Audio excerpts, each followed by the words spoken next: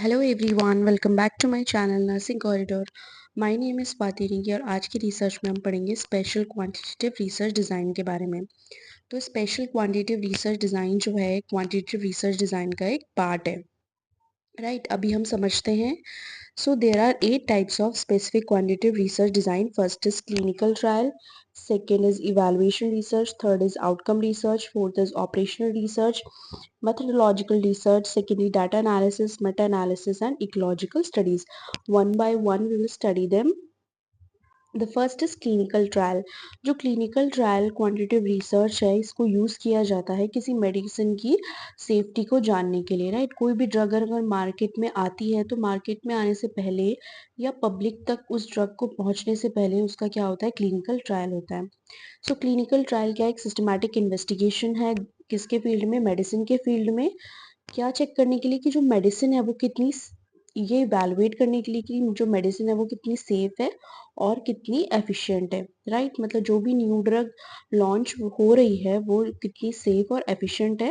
Right, and medical devices in human subjects. Right, और हम क्या चेक करते हैं, सिर्फ ड्रग्स ही नहीं, हम मेडिकल डिवाइसेस के बारे में भी चेक करते हैं कि जो मेडिकल डिवाइस है वो कितनी सेफ है। Human clinical trial include the 5 sequential phases. और जो ह्यूमन क्लिनिकल ट्रायल है इसमें कुल कितनी फेजेस होती हैं, 5 फेजेस होती हैं। राइट, तो there are 5 phases. So first phase 0। तो जो पहली फेज है, फेज 0, उसमें क्या होता है कि बहुत ही स्मॉल डोज, मतलब टेस्ट वेरी स्मॉल डोजेस, मतलब इसमें बहुत ही स्मॉल डोजेस को चेक किया जाता है सिर्फ फ्यू पीपल में, ये चेक करने के लिए कि ड्रग जो है बॉडी में किस तरह से बिहेव कर रही है। नेक्स्ट आता है हमारा फेज फर्स्ट। तो फेज फर्स्ट में क्या होता है कि ड्रग की जो सेफ्टी है उसको असेस किया जाता है, उसके साइड इफेक्ट्स को आइडेंटिफाई कर किया जाता है कि जो ड्रग्स है उसके साइड इफेक्ट्स हैं या नहीं है, और हम कितना डोज देंगे तो वो डोज क्या रहेगी, सेफ रहेगी। नेक्स्ट आता है हमारा फेज 2। फेज 2 में हम लोग चेक करते हैं कि हम लोग फर्दर इवेलुएट करते हैं कि ड्रग जो है वो वर्क प्रॉपरली कर रही है या नहीं कर रही है, उसकी सेफ्टी को हम क्या करते हैं, फर्दर असेस करते हैं। नेक्स्ट आता है हमारा फेज 3। सो फेज 3 में हम क्या करते हैं, अफेक्टिवनेस को कंफर्म करते हैं कि हाँ ड्रग जो है बहुत ही अफेक्टिव है, उसके साइड इफेक्ट्स को मॉनिटर करते हैं कि कहीं ऐसा तो नहीं कि जो पेशेंट में एडवर्स इफेक्ट्स आ रहे हो। राइट, और हम लोग अलग अलग तरह के ट्रीटमेंट के साथ में उसको क्या करते हैं, कंपेयर करते हैं।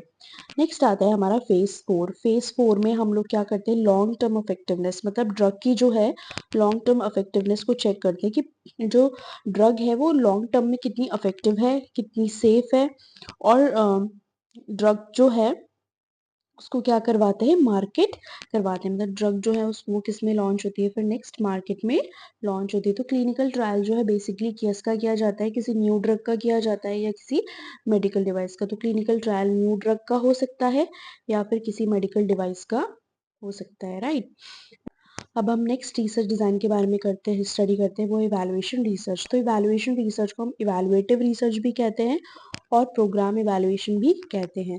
So it is a systematic method of assessing the effectiveness and impact of programs, policies और प्रोडक्ट्स। तो जो इवैल्यूएशन रिसर्च है एक सिस्टमैटिक मेथड है जिसमें हम लोग क्या असेस करते हैं कि जो पॉलिसी है, कोई प्रोग्राम है या कोई प्रोडक्ट है वो कितना इफेक्टिव है। राइट, उसका क्या इम्पैक्ट पड़ रहा है। So it aims to determine if a program or policy is achieving its goal and identify areas for improvement.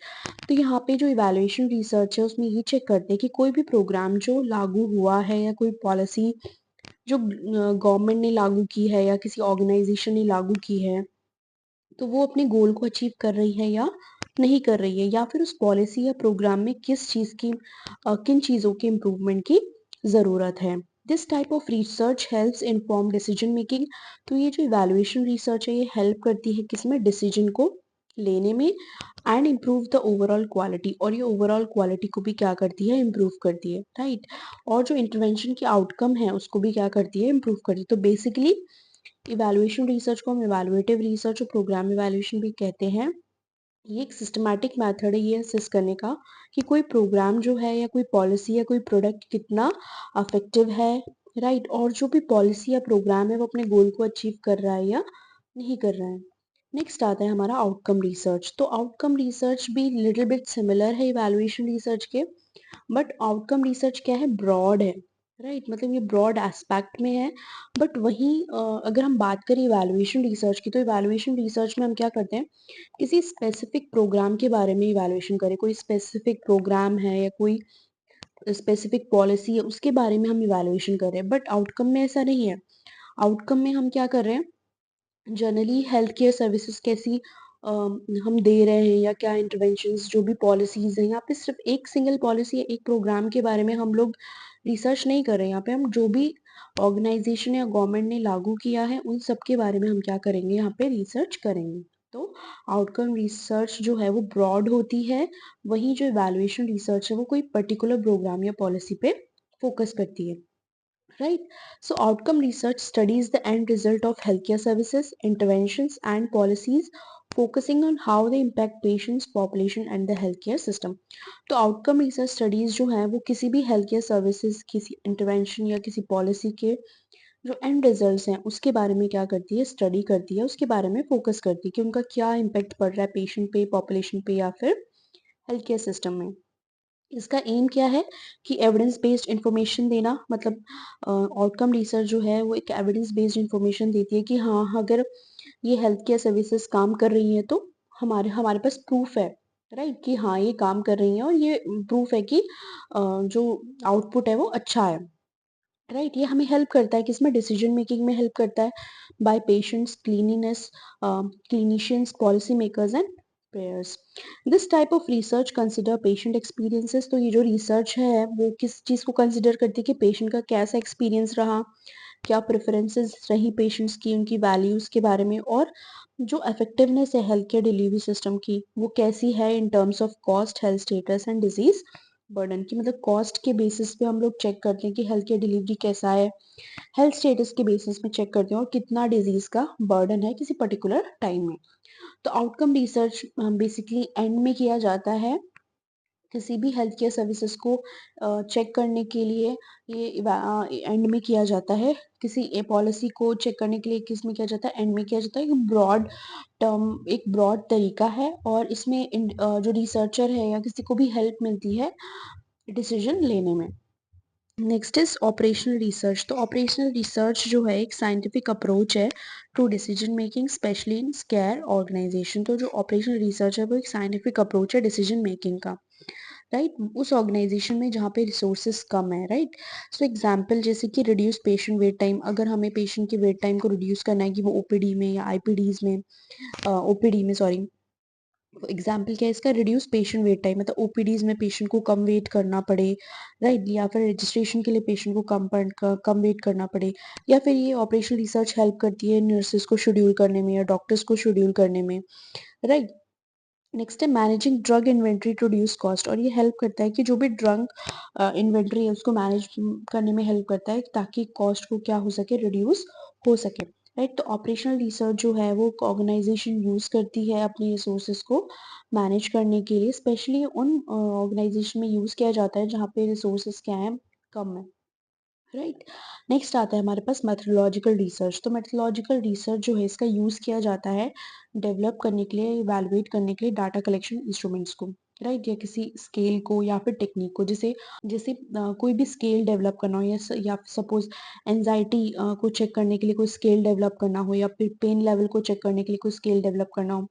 तो मेथडोलॉजिकल रिसर्च वो यूज रिसर्च होती है जहाँ पे जो रिसर्चर है वो कोई इंस्ट्रूमेंट को डेवलप कर रहा है, या किसी स्केल को डेवलप कर रहा है, या फिर किसी टेक्निक को डेवलप कर रहा है, राइट। नेक्स्ट क्या है, secondary data analysis. Secondary data analysis involves using data collected by others for a new research purpose rather than getting the data yourself। तो सेकेंडरी डाटा एनालिसिस हम उसे कहते हैं, यहाँ पे जो रिसर्चर है वो किसी और के कलेक्ट किए हुए डाटा को क्या कर रहा है, यूज कर रहा है किसी नए पर्पस के लिए, ठीक है। वो खुद से डाटा कलेक्ट नहीं करता है यहाँ पे, वो क्या कर रहा है, किसी और रिसर्चर के डेटा को, कलेक्ट किए हुए डेटा को यूज कर रहा है किसी न्यू पर्पस के लिए, राइट। और लास्ट है हमारा मेटा एनालिसिस। मेटा एनालिसिस क्या है, is a statical process that combines the result of multiple independent studies to generate a single pooled estimate of the affect of a particular intervention और variable. मतलब meta analysis में क्या होता है कि जो रिसर्चर है वो क्या कर रहा है, सभी जितनी भी प्रीवियस रिसर्च हुई है एक प्रॉब्लम पे या किसी पर्टिकुलर टॉपिक पे जितनी प्रीवियस रिसर्च हुई है उनको क्या करता है, स्टडी करता है और एक सोल्यूशन पे पहुंचता है। Right, it is essentially a study of studies. Study of studies क्यों कहा, क्योंकि यहाँ पे जो रिसर्चर है वो क्या कर रहा है, प्रीवियस जो भी स्टडीज हुई है किसी पर्टिकुलर टॉपिक पे उसको स्टडी करता है, that can strengthen conclusions and provide a broader perspective to on a research topic। तो इससे जो रिसर्चर है उसको वो किसी कंक्लूजन पे पहुंचता है या उसको कंक्लूजन में पहुंचने में मदद मिलती है या फिर उसको किसी प्रॉब्लम का सोल्यूशन ढूंढने में हेल्प मिलती है। और ये किसी पर्टिकुलर रिसर्च टॉपिक पे एक ब्रॉड पर्सपेक्टिव क्या करता है, प्रोवाइड करता है रिसर्चर को।